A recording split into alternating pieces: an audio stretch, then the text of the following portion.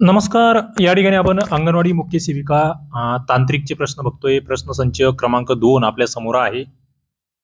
तुम्हाला माहित आहे परीक्षा जवळ येते आहे. परीक्षेच्या तारखा कधी डिक्लेअर होऊ शकतात. त्यामुळे आपण तांत्रिकचे 25-25 प्रश्नांचे स्वतंत्र प्रश्नसंच या ठिकाणी तयार करतोय आणि निश्चितपणे याचा तुम्हाला फायदा होणार आहे. सुरुवात करूया. पहिला प्रश्न तुमच्या समोर आहे. लिंग समानता निर्देशांक ज्याला आपण GPI म्हणतोय, हा साक्षरता दरातील लैंगिक समानतेचा एक निर्देशांक आहे. 1 पेक्षा कमी असलेलं GPIचं मूल्य जे असतं ते काय सुचवतं? बघा, लिंग समानता निर्देशांकावर या ठिकाणी तुम्हाला प्रश्न विचारला गेलेला आहे. 1 पेक्षा कमी जर GPI असेल तर परिपूर्ण लैंगिक समानता, पुरुषांना अनुकूल असलेली लैंगिक समानता, उच्च महिला साक्षरता, महिलांना अनुकूल असलेली लैंगिक समानता. 1 पेक्षा कमी GPI असेल तर पुरुषांना अनुकूल असलेली लैंगिक समानता ही याच्यामधून सुचवली जाते. पुढे खालीलपैकी कोणतं तत्व हे संयुक्त राष्ट्रांच्या बाल हक्क करारास मार्गदर्शन करणारं नाही? बघा, संयुक्त राष्ट्राचा बाल हक्क करार आपल्याला माहित असला पाहिजे. त्याच्यातले जे तत्व आहेत त्याबद्दल आपल्याला थोडंसं नॉलेज असलं पाहिजे, कारण की बालकांचे हक्क आहे. 2 नंबरचा प्रश्न आहे. जगणं आणि विकास असं म्हटलेलं आहे. दुसरं, बालकांच्या विचारांचा सहभाग आणि आदर म्हटलेलं आहे. मुलांसाठी सर्वाधिक अहितकारक म्हटलेलं आहे. भेदभाव न करणे म्हटलेलं आहे. आणि इथे जर तुम्ही बघितलं तर याला काही तुम्ही बाल हक्क करार वाचण्याची गरज नाहीये. तुम्ही असं जनरल जरी थोडंसं कॉमन सेन्स वापरला, जगणे आणि विकास हा तर मुद्दा त्याच्यात असणार आहे. बालकांच्या विचारांचा सहभाग, आदर या ठिकाणी असणार आहे. भेदभाव न करणे या ठिकाणी असणार आहे. हे जे अहितकारक शब्द आहे का, तोच इथे खटकणारा आहे. तसं कसं होऊ शकतं? बालकांसाठी आपण जर तो करार करतो आहे तर त्यांचे हितच असले पाहिजे. उत्तर 3 येतं. महिला सक्षमीकरणाचं उद्दिष्ट काय आहे?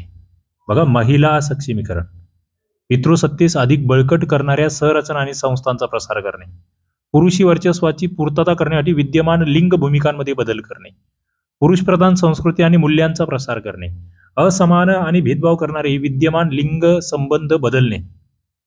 महिला सक्षमीकरण उद्दिष्ट काय आहे? आता बघा, या ठिकाणी जर बघितलं, पुरुष सत्तेला अधिक बळकट करणं हे तर येणार नाही, सरळ आहे. पुरुषी वर्चस्वाची पूर्तता करणं हेही येणार नाही, लॉजिकल आहे. आता पुरुष प्रधान संस्कृती कशाला? आम्हाला जर महिलांचं सक्षमीकरण करायचं आहे, जे काही असमान आणि भेदभाव करणारे विद्यमान लिंग संबंध आहेत ते आम्हाला बदलावे लागतील. उत्तर 4 नंबरचं येतं आहे. आणि प्रश्न तुम्हाला या पद्धतीचेच असतील. मी वेगवेगळे जे आपल्या सिलेबस मधले टॉपिक आहेत ते वेगवेगळ्या टेस्ट पेपर मधून कव्हर करतो आहे. आपले 10 फुल पेपर आहे तेही तुम्हाला व्हॉट्सअपला मी देतो आहे. तुम्हाला ते कसे मिळवायचे ते मी शेवटी सांगेल, त्याचाही तुम्हाला फायदा होईल. आणि हे तांत्रिकचे पेपर सुद्धा आता तुम्हाला काही दिवसात मी तिथे त्या लिंकवर अपलोड करणार आहे ड्राईव्हच्या. कोणत्या भारतीय धोरणाचा उद्देश हा भारतीय कायदेशीर व्यवस्थेला महिलांप्रती अधिक संवेदनशील बनवणे हा होता? कायदेशीर व्यवस्था महिलांसाठी संवेदनशील बनवायची आहे. भारतातील महिलांच्या स्थितीबाबतचा समितीचा अहवाल 1974, महिला सक्षमीकरणाचं राष्ट्रीय धोरण 2001, महिलांसाठी राष्ट्रीय दृष्टिकोन योजना 1988-2000, राष्ट्रीय शिक्षण धोरण 1986. बघा, 4 नंबरचा प्रश्न आहे. भारतीय कायदेशीर व्यवस्थेला महिलांप्रती अधिक संवेदनशील बनवणे हा कोणत्या धोरणाचा उद्देश होता?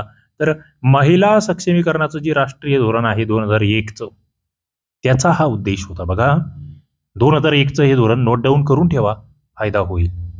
प्रश्न काय येईल हे कोणीच सांगू शकत नाही, पण आपल्याला महिला आणि बालकांसंदर्भात जे महत्वाचे कायदे आहेत, महत्वाचे करार आहेत, महत्वाची योजना आहेत त्या करायच्या आहेत.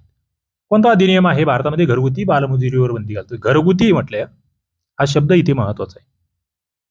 बालकामगार प्रतिबंध अधिनियम 2006, बाल न्याय, मुलांची काळजी आणि संरक्षण अधिनियम 2000, शिकाऊ उमेदवार अधिनियम 1961, बालकामगार प्रतिबंध आणि नियमन अधिनियम 1986, घरगुती बालमजुरीवर बंदी घालणारा अधिनियम. 5 नंबरचा प्रश्न आहे. बालकामगार प्रतिबंध अधिनियम 2006 जो आहे तो या ठिकाणी घरगुती बालमजुरीवर बंदी घालतो आहे. बाल न्याय अधिनियम 1986 म्हटलेलं आहे. बघा, कोणाची व्याख्या बाल अपचारी म्हणून केली जाते? बाल अपचारी थोडे नवीन कन्सेप्ट वाटतील तुम्हाला. कायद्याने शिक्षेला पात्र असलेल्या गुन्ह्यासाठी दोषी किंवा दंडित करण्यात असलेले आलेले ज्येष्ठ नागरिक म्हटलंय. किशोरवयीन एक ज्याला कायद्याने शिक्षेला पात्र असलेल्या गुन्ह्यासाठी दोषी किंवा दंडित करण्यात आले आहे. फौजदारी गुन्हा करणारा प्रौढ. फौजदारी गुन्हा करणारे बघा बाल अपचारी. नावातच उत्तर आहे बघा. ज्येष्ठ नागरिक येणार नाहीये, प्रौढ येणार नाहीये, सरळ जे किशोरवयीन आहे ना ते याच्यामध्ये येणार आहे. बघा किशोरवयीन जे गुन्ह्यासाठी दोषी ठरलेले आहेत. आता किशोर वय म्हणजे किती वर्षापर्यंत मला कमेंट बॉक्समध्ये सांगा. कोणत्या कायद्याने महिलांना कुटुंबाकडून हुंडा मागणे, महिलांच्या कुटुंबांकडून हुंडा मागणे आणि घेणे हा फौजदारी गुन्हा आहे.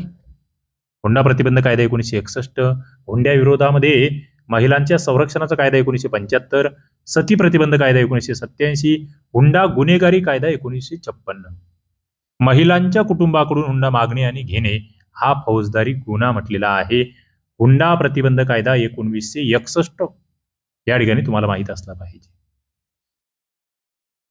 पुढे जातोय आपण.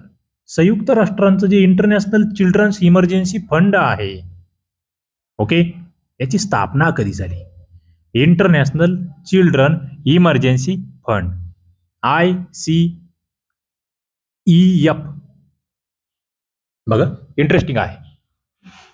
युनायटेड नेशन ICEF, युनिसेफ म्हणतोय आपण त्याला, काय सोप्या शब्दामध्ये आपल्या भाषेत. तर 1946 ला युनिसेफची स्थापना आहे. राष्ट्रीय बाल हक्क संरक्षण आयोगाची स्थापना कोणत्या अधिनियमानुसार झाली? बघा राष्ट्रीय बाल हक्क संरक्षण आयोग. सार्क बालिका दशक 1991-2000 साठीची राष्ट्रीय योजना. बाल अधिकार संरक्षण आयोग CPCR अधिनियम 2005 चा. बालमजुरीवरील राष्ट्रीय धोरण 1987चं. मुलांसाठीची राष्ट्रीय सनद 2003 ची. राष्ट्रीय बाल हक्क संरक्षण आयोगाची स्थापना. 9 नंबरचा प्रश्न तुमच्या समोर आहे. बाल अधिकार संरक्षण आयोग CPCR अधिनियम 2005 जो आहे त्याच्यानुसार या आयोगाची स्थापना होते आहे. बालिका समृद्धी योजनेनुसार खालीलपैकी कोणतं विधान सत्य आहे? बघा बालिका समृद्धी योजना ही योजना दारिद्र्यरेषेखालील कुटुंबामध्ये जन्मलेल्या मुलींवर लक्ष केंद्रित करते. एकदा दिली जाणारी अनुदानाची रक्कम ही प्रतिपालक 500 रुपये आहे. ही योजना 1997 मध्ये सुरू करण्यात आली आणि तेव्हापासून सर्व मुलींना याच्यामध्ये अंतर्भूत केलेला आहे. कौटुंबिक उत्पन्न लक्षात न घेता सर्व मुलींसाठी आर्थिक सहाय्य प्रदान करते. बालिका समृद्धी योजना तुम्हाला माहित असली पाहिजे. बघा ही विशेषतः जे दारिद्र्यरेषेखालील कुटुंबामध्ये जन्मलेल्या मुली आहेत त्यांच्यावर लक्ष केंद्रित करा. दारिद्र्य रेषेखालील कुटुंब, सगळ्यांसाठी नाही. पुढे लैंगिक गुन्ह्यापासून बालकांचे संरक्षण कायदा 2012 नुसार सामायिक घर कशाशी संबंधित आहे? बघा लैंगिक गुन्ह्यापासून बालकांचे संरक्षण कायदा 2012. सामायिक घर म्हणजे काय? कोणतंही घर जिथे आरोपी राहतो किंवा बालकासोबत राहिला आहे. कोणतंही घर जिथे आरोपीने कधी काळी बालकाची काळजी घेतली किंवा देखरेख केली आहे. कोणतंही असं घर जिथे आरोपी बालकाची रक्ताच्या नात्याने किंवा विवाहाने संबंधित आहे. कोणतंही असं घर जिथे आरोपी बालकाच्या पालक किंवा संरक्षकासोबत घरगुती संबंधात राहिला असेल. सामायिक घर कशासाठी शब्दप्रयोग आहे? कोणतंही असं घर जिथे आरोपी बालकाच्या पालक किंवा संरक्षकासोबत घरगुती संबंधात राहिला असेल. बघा आपण कायदे जे अभ्यासलेले आहे, तुम्हाला प्रत्येक कायद्यावर एक स्वतंत्र लेक्चर मी घेतलेला आहे. तर ते व्यवस्थित जर तुम्ही केलेलं असेल तर या प्रश्नाचे उत्तर जमतील. मानवी हक्काचा सार्वत्रिक घोषणेचा कोणता अनुच्छेद आहे जो काम करण्याच्या अधिकाराचं समर्थन करतोय? बघा अनुच्छेद 30, अनुच्छेद 15, अनुच्छेद 23, अनुच्छेद 2. 12 नंबरचा प्रश्न आहे. काम करण्याचा अधिकार, मानवी हक्काची सार्वत्रिक घोषणा अनुच्छेद 23 मध्ये या ठिकाणी याचं समर्थन आहे. राष्ट्रीय महिला आयोगाद्वारे प्रकाशित केल्या जाणाऱ्या मासिक वार्तापत्राचं शीर्षक काय? राष्ट्रीय महिला आयोग प्रकाशित करतो आहे. महिला संघ, stories of woman, Indian woman, राष्ट्र महिला. कोणतं वार्तापत्र आहे? मासिक स्वरूपात. 13 नंबरचा प्रश्न आहे. स्टोरीज ऑफ वुमन असं त्याचं नाव आहे. Stories of woman.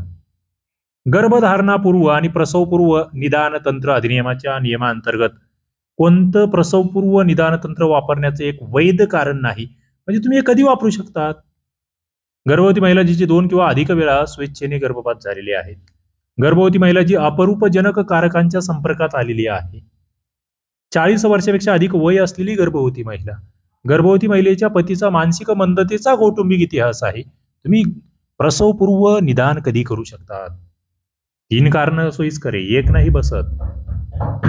बघा, यात जर बघितलं तर तुमच्या लक्षात येईल, पहिलं कारण जे आहे, गर्भवती महिला जिचा 2 किंवा अधिक वेळा स्वेच्छेने गर्भपात झाला आहे, यावेळेस सुद्धा तुम्हाला वापरता येऊ शकतं. दुसरं, जी अपरूपजनक कारकांच्या संपर्कात आलेली आहे, यस इथेही आहे.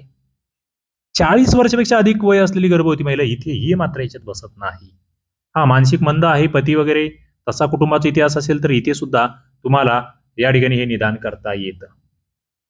आता तुम्ही म्हणाल आम्हाला टेस्ट पेपर पाहिजे आहेत, फुल टेस्ट पेपर, पूर्ण नवीन सिलेबस TCS पॅटर्ननुसार. तुम्हाला हा नंबर आहे, या नंबरला तुम्ही डेमो टेस्ट असा मेसेज करा, मुख्य सेविकेचा डेमो टेस्ट पेपर पाठवा. तुम्हाला एक फुल टेस्ट पाठवले जाईल, प्लस QR कोड पाठवले जाईल. तुम्हाला जर ते पटलं तर तुम्हाला 10 टेस्ट पेपर मिळवायचे असेल तर 199 रुपये त्या ठिकाणी पेमेंट करून स्क्रीनशॉट, त्या QR कोडची पेमेंट करून स्क्रीनशॉट याच व्हॉट्सअप नंबरला पाठवून द्या. तुम्हाला त्या ठिकाणी 10च्या 10 फुल सराव पेपर जे आहेत ते भेटणार आहेत. अडचणीच्या परिस्थितीमध्ये असलेल्या महिलांच्या फायद्यासाठी टिंबटिंब मंत्रालयाने 2001-2च्या दरम्यान कोणती योजना सुरू केली? बघा, महिला आणि बालविकास मंत्रालय आहे, पण योजना कोणती? स्वाधार, आधार, स्त्री शक्ती, स्वशक्ती. हे जे ऑप्शन आहे ना, हे फसवणार आहे. इथे टोला नाही मारता येणार, अंदाजे नाही जमणार. महिलांचा फायदा अडचणीच्या परिस्थितीमध्ये, त्यासाठी स्वाधार योजना आहे. केंद्रीय महिला आणि बालविकास मंत्रालय, अंगणवाडीमध्ये बाल्यावस्था पूर्व संगोपन. बघा, या ठिकाणी जर आपण बघितलं, केंद्रीय महिला आणि बालविकास मंत्रालय अंगणवाडीमध्ये बाल्यावस्था पूर्व संगोपन शिक्षण यावर लक्ष केंद्रित करण्यासाठी कोणता प्रमुख कार्यक्रम सुरू केलेला आहे? बाल्यावस्था पूर्व संगोपन शिक्षण, ज्याला ECCE म्हटले जातं. धर्व योजना पहिला आहे, धर्व योजना, बेटी बचाओ बेटी पढाओ योजना, सखी निवास, पोषण भी पढाई भी. बघा, बाल्यावस्था पूर्व संगोपन शिक्षण याच्यासाठीचा कार्यक्रम, पोषण भी पढाई भी हा तो कार्यक्रम आहे. अर्थसंकल्प 2023-24 आहे, याच्यामध्ये सुरू करण्यात आलेली महिला सन्मान बचत प्रमाणपत्र योजना, कमाल गुंतवणूक मर्यादा किती आहे? आता ही लेटेस्ट योजना आहे, महिला सन्मान बचत प्रमाणपत्र योजना. 17 नंबरचा प्रश्न तुमच्या समोर आहे. 2 लाखापर्यंत या ठिकाणी गुंतवणूक करता येते. गर्भवती स्त्रिया आणि स्तनदा मातांना पोषक पूरक अन्न आणि पोषण सहाय्य पुरवून मुलातली कुपोषणाची जी समस्या आहे त्याचं निराकरण करायचंय. त्यासाठी भारत सरकारचा उपक्रम कोणता? बघा, एकतर गर्भवती स्त्रिया आणि स्तनदा माता यांना आम्हाला पोषक आहार पुरवायचा आहे. जलयुक्त शिवार, मिशन शक्ती, आधार संलग्न थेट लाभ हस्तांतरण, एकात्मिक बालविकास सेवा. ही फार महत्वाची योजना आहे, ही फार महत्वाची योजना आहे आणि ती ICDS योजना आहे. आपलं अंगणवाडी मुख्य सेविकेचं म्हणजे तुमचा गाभाभूत घटक, त्या योजनेसाठीच तुमची नियुक्ती होते. त्या योजनेचं अंमलबजावणी करण्यासाठी तुम्ही जी परीक्षा देतायत, तुम्ही जी उद्या जॉईन होतायत, त्यासाठीच महिलांच्या सुरक्षेसाठी आणि महिलांना रोजगार देण्यासाठी जानेवारी 2024 मध्ये एक राज्य सरकार आहे ज्याने पिंक रिक्षा सुरू करण्याची योजना आखली. पिंक रिक्षा महिलांसाठी, त्यांना स्वतःचा रोजगार भेटावा. राज्य महाराष्ट्र आहे. खालीलपैकी कोणत्या पोषक तत्वाला ऊर्जा देणारं पोषक तत्व असंही म्हटलं जातं? जीवनसत्व, प्रथिनं, मेद की चीक? बघा काय आहे. सर्वाधिक कॅलरीज कशामध्ये? मेदामध्ये. किती? 9, 4, 6.